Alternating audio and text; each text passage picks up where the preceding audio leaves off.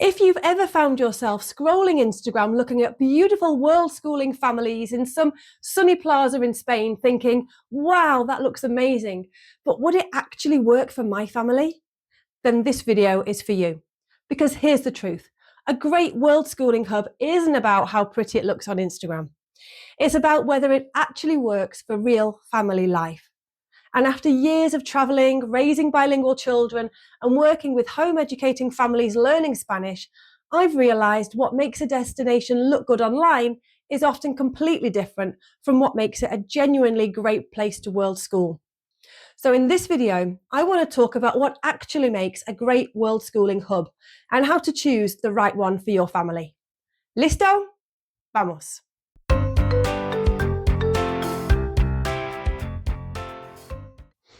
Let's start with the obvious. Social media is brilliant for inspiration, but it's not always brilliant for reality. So you'll see these gorgeous shots, children happily journaling in cafes, parents sipping coffee while everyone speaks 3 languages, sunsets, cobbled streets, smiling families looking deeply fulfilled. And don't get me wrong, that magic absolutely exists. But here's what you don't usually see. The parent desperately trying to find decent Wi-Fi before an online lesson starts. The child having a meltdown because they're tired and just want familiar food. The family who've spent 3 hours trying to navigate transport in a language they barely understand. Real world schooling is often messy. And honestly, that's part of what makes it valuable.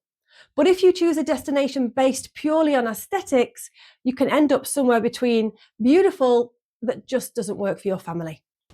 So what should you actually look for? Well, for me, there are 5 big things. Number 1, community. Well, this is huge. Are there other families around? Will your children have opportunities to connect naturally? Will you? Because even if you're very independent, world schooling can feel surprisingly isolating without that sense of belonging. Some of the best hubs aren't the most glamorous. They're the ones where friendships happen easily. Number 2, affordability. And not because travel has to be cheap, but because financial pressures change everything. If every coffee, museum trip, or meal out feels stressful, it's hard to relax into the experience. The best world schooling destinations allow enough breathing room to enjoy everyday life.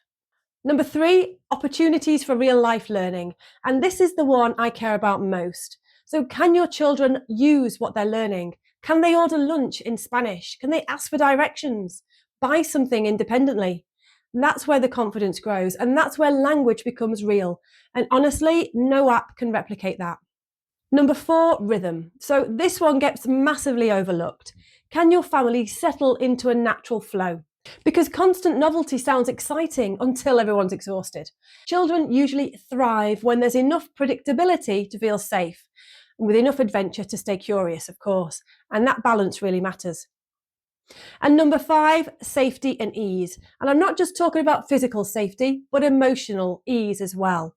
So can you move through your daily life without everything feeling hard? Because if every basic task feels like a battle, burnout comes really quickly. And I think that one of the biggest surprises for parents is this: freedom can feel overwhelming. We imagine that total flexibility will feel amazing, and sometimes it does, but it often becomes, what should we do today? Or are we making the most of this? Should this feel more educational? Am I doing enough? And that decision fatigue is real. It really is. And it's the reason that some families end up cutting trips short, not because they don't love travel, but because creating meaningful experiences every single day can be exhausting. And honestly, this is exactly why I designed my immersion trips the way that I do. I wanted families to experience the best parts of a world schooling hub, so the language immersion, the cultural connection, the confidence building real world experiences, the friendship, the adventure, but without the overwhelm of having to build it all from scratch. There's structure, but it's not rigid. There's community, but no pressure. Learning in a way that feels natural and enjoyable. And it's designed for home educating, world schooling families who want that sweet spot between freedom and support. Because when you get that balance right, that's when the real magic happens. That's when children stop learning Spanish and start living it. And honestly, that's when parents usually relax enough to enjoy the experience too. So if you've been curious about world schooling or wondering whether your family could do something like this, I'd love to help you explore it. Head to the description for details of my immersion trips.